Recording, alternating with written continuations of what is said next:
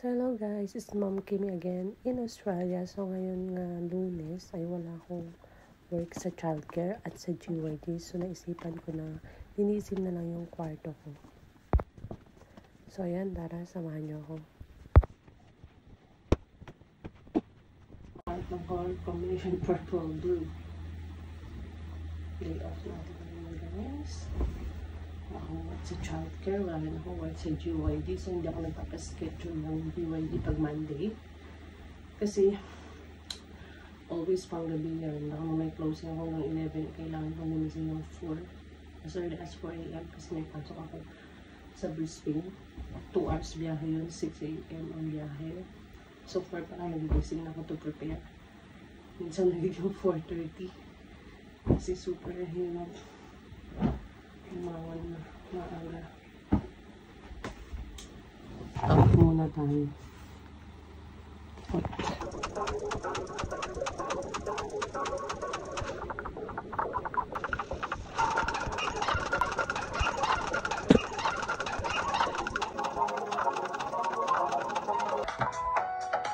We're done.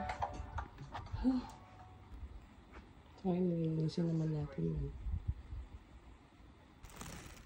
So, itong bote-bote, hindi ko tinatapon kasi pwedeng ibenta dito.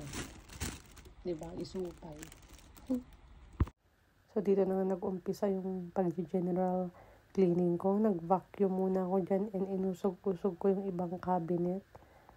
At inayos ko na rin yung mga gamit. Diyan na kayo siya. Kung pinang-stocks ko yung squirts. Tapos na tayo. Tapos yun na lang dilata ko. Nice mo siya. So, room tour pa yung chance. Pintan ko na yung bench yun.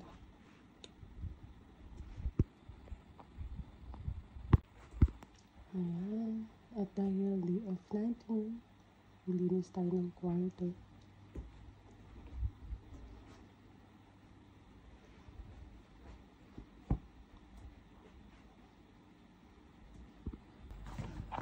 Okay, susunod naman natin gawin magsampay ng nilabahan. Tapos ako maglinis ng kwarto. Puntaan na dito, hindi pa ako makainis mamaya. Almusal at lunch. Ayan. As one.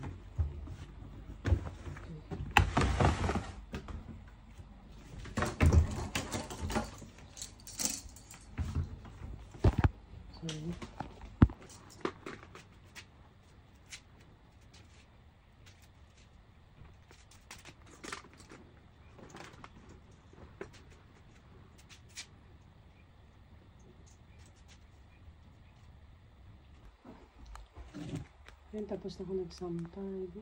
12:47. So, hindi pa ako kumain. Naligo na muna ako before kumain.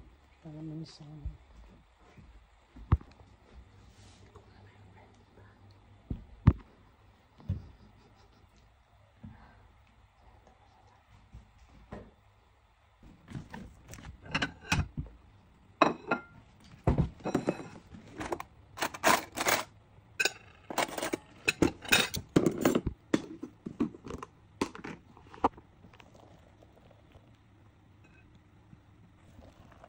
Han kayo matagtaka ano apay narigat ikatintain na po ita naka-ref ganin. Tapos sa amin to ipapudot di oven. Microwave kayam.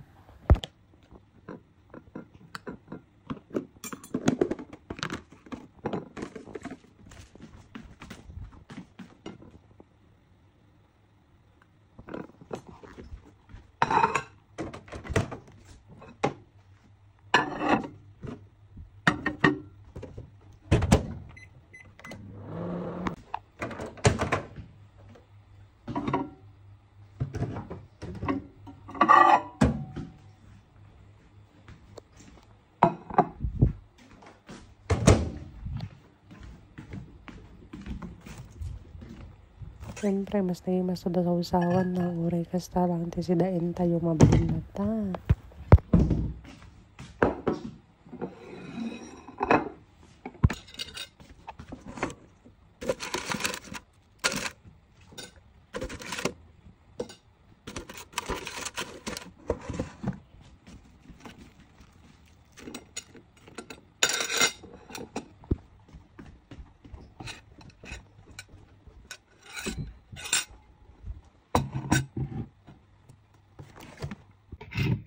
Yan ang una natin kasi yan yung mga madalian. Sulitin natin ang day off natin. Saktong mag-rest ako kasi this past few days masama yung pakiramdam ko. Ayun na, kain tayo guys. Let's sit. So ito pala ay tempura.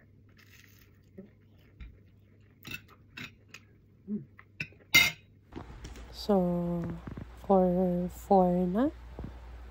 Mag-Netflix muna ako kasi natulugan ko to kagabi. Hindi ko siya napanood. Ayun, maganda rin yung story niya. Plain ang title. So, flex ko lang yung chichiri ako habang nanonood kasi yung dingdong punong-puno siya.